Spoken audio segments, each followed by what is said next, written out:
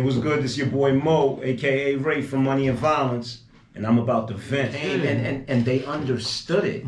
They understood it. That it wasn't a glorification. So all right, then. So I get it on a human level, but what I can say is this: I find myself a lot of times having to break down like to people like the importance of like a Money and Violence or a wire, and this is like. Look, because you know, it sounds like your demographic wasn't just the streets. Your demographic was the world. Yeah. I'm watching it with the streets. You get what I'm saying? This is and you know, obviously we're gonna take away from the funny parts. We're gonna take away from the violent parts. And I don't think a lot of people don't really necessarily get the lessons. I had to I remember actually having to break down like the intricacies of this and even the wire to like my friends and stuff like that. People never understood. I used to find it funny. People were always like comparing like the. Shout out to my dude Will Harris too, man. Shout out to him. Shout out 2023 is going to be a big year. That's what's up. Shout out to man. But I used to find like a lot of people. But the reason I had asked the prior question because I used to find our people missing the bigger picture. You get what I'm saying? That's why when I said go over heads, I didn't necessarily mean like. Maybe like an intellectual or somebody that was trying to study like the sociology of like the hood. But it goes over like the people that we actually are getting this from and stuff like that. It kind of goes over their head. And I hate that part because I'm like, these are the things, these outside things affect you and you're not. But does it? We unfortunately, we are the most critical of us.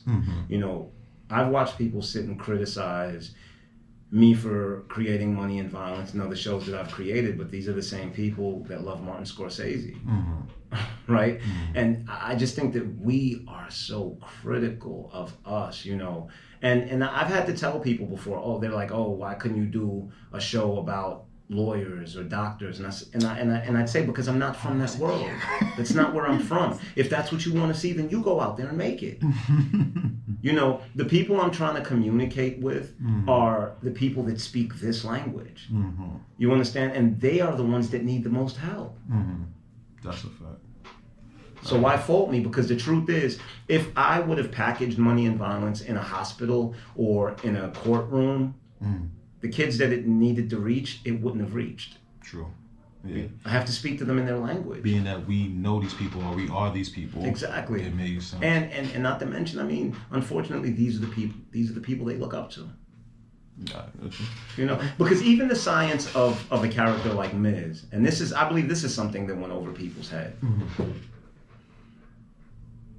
Miz was just very aware of his environment. That's why he always used to tell Shane, like, you got it on you. You know, Miz's thing was always, what are you gonna do if one day you have to defend your life? It's never been if you have to take a life. It's what are you gonna do if you have to defend your life? So Miz's thing was just about survival in this environment that he knows is constantly putting his life in danger.